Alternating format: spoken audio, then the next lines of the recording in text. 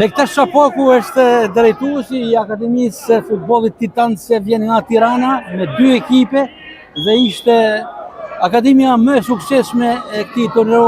A kupton se 2025 urime për përfaqësimin e jetës sepse fituat edhe kupat kryesore.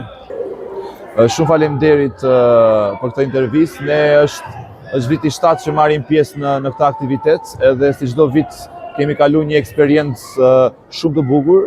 Këtë vit patëm sukses akoma më të madh, ku shpallëm kampion me kategorinë U9 dhe kategorinë U11, por përpos shpalljes kampion fëmijët besoj se kanë marrë një eksperiencë ose kanë kaluar një eksperiencë të paharruar, ku kanë marrë dhe edukatën sportive që të ofron edhe qyteti i Shkodrës.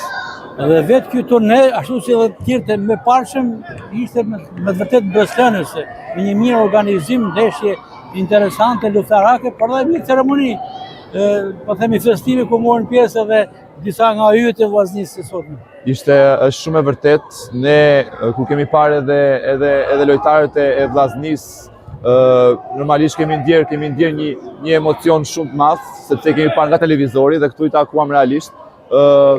Ky turne gjithmonë ka entuziazëm, ka edukat, ka disiplinë, ka rregull dhe ne prandaj jemi viti 7 që marrim pjesë sepse kemi ngel gjithmonë të kënaqur. Besoni që ky brez i sotëm i akademisë tuaj e ka perspektivën e duhur për të furnizuar ekipet e para në Tiranë? Akademia jon ka furnizuar disa prej ekipeve profesioniste në Tiranë, si Akademia e Tiranës dhe Partizanit, ku kemi disa lojtarë thelbësor në formacionet e tyre. Brezi që po rritet është një brez. Kush janë disa prej tyre që kanë dalë nga ju? Atëherë, portieri i kategorisë U16 profesioniste te Tirana është Fabio Dervishi, ka dalë nga akademia jonë. Në kategorinë U13 profesioniste është mbrojtës David Nikolli. Në Akademinë Triumf, kategoria U16 superiori është Antonio Doci, i cili luan ndeshje të plota dhe një lojtar shumë cilësor në akademinë e tyre. Ndërkohë, aktualisht në brezin që luajt në këtë turne, mund të veçojmë të një emër me konkret? Realisht është shumë e vështirë, sepse në kategorinë U9 dhe U11 të gjithë lojtarët kanë luajtur për të fituar. Edhe unë jam shumë krenar që ata ja kanë dalë të fitojnë edhe të marrin vendin e parë. Nuk dua që të ndaj në një lojtar, sepse i kam ka shumë të gjithë një lloj.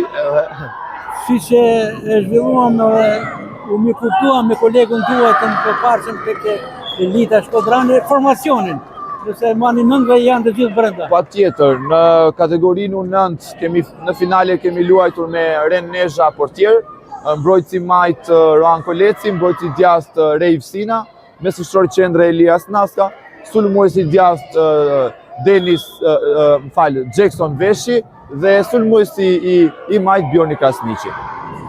Dhe sfundi një pyetje që duhet ta bëjmë për ju. Patjetër.